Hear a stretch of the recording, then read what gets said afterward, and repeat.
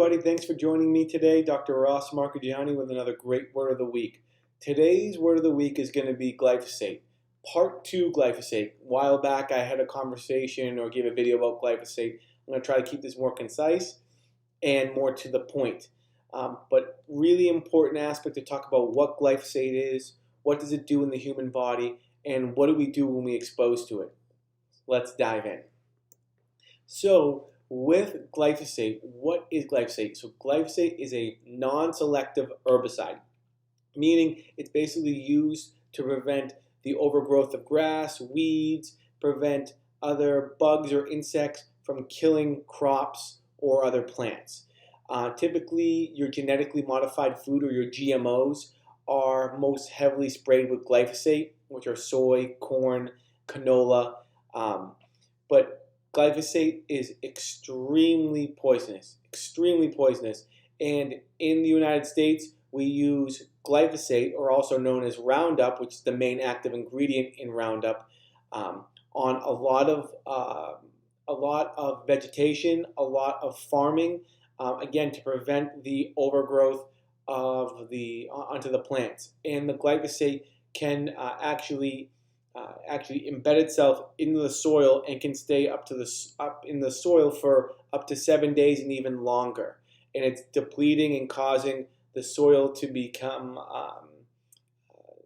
depleted in nutrients. So really important, something to be aware of. So like we said, it's a non-selective herbicide. In 1974, farmers were using 0.36 million kilograms of glyphosate. 2014, so this is still a while ago, we've now increased to 113.4 million kilograms, which I'm sure is much higher than that now, being in 2020. 39 different countries have banned or restricted the use of glyphosate, such as Italy, Canada, Australia, France. Some of these major countries have outlawed the use of it, where in the United States we're still using it pretty regularly. And the current EPA tolerance for safe use is a pretty wide variation between 0.1 to 310 ppm. So that's a pretty wide variation for its considered safe use. Now, what does it do in our body? So the big thing is it blocks this EPSPS enzyme. Okay, it's too long to say, but it's an enzyme in what's called this shikimate or shikimic acid pathway. So it blocks this shikimate pathway, and it basically prevents the plant from producing folate and aromatic amino acids. So basically prevents it from methylating, and it prevents it from making proteins or amino acids, and kills typically the bacteria, the fungi, or whatever plant is in that area. So something to be aware of, we have bacteria, lots of healthy bacteria in our body. So not only if we consume the glyphosate is it carcinogenic, it's killing our bacteria in our body and causing our intestinal gut barrier to separate and create leaky gut, or what I like to call intestinal permeability. You can see the studies here. I won't list through all of them, but you can see the studies here that have been correlated with the use of glyphosate. The big ones that jump out: Alzheimer's, various IBD, irritable bowel diseases, cancer, Parkinson's, non-Hodgkin's lymphoma. So this is a pretty scary thing that we want to try to avoid. So if exposed to glyphosate, what can we do? First, we're going to want to try to avoid as much as we can. So trying to get 100% organic, so it says on there 100% organic, is going to be the best option. That still may have some levels of glyphosate, but not nearly to the same extent as your conventional. Again, you can see the foods here. I'm not going to read through them.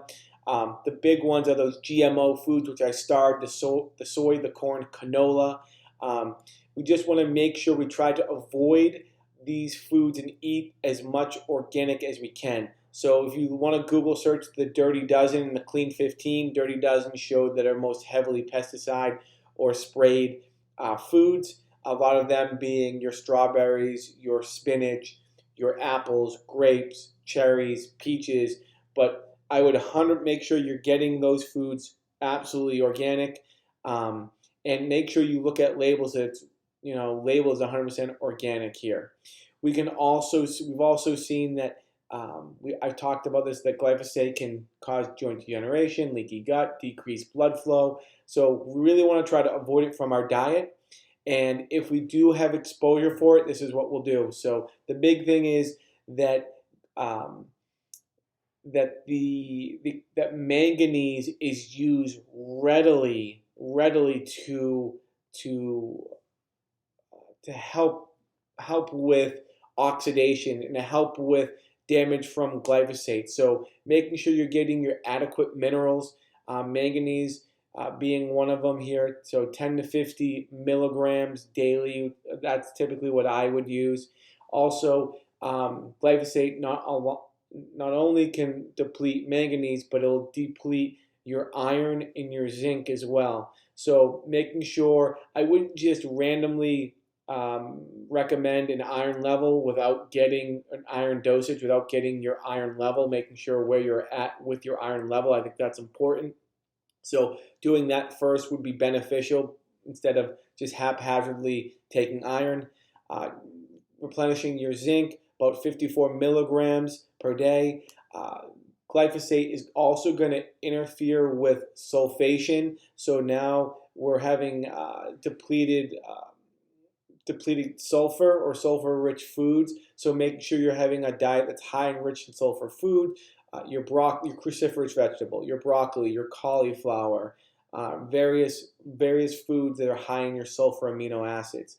Using glucoraphanin, using NAC and glutathione.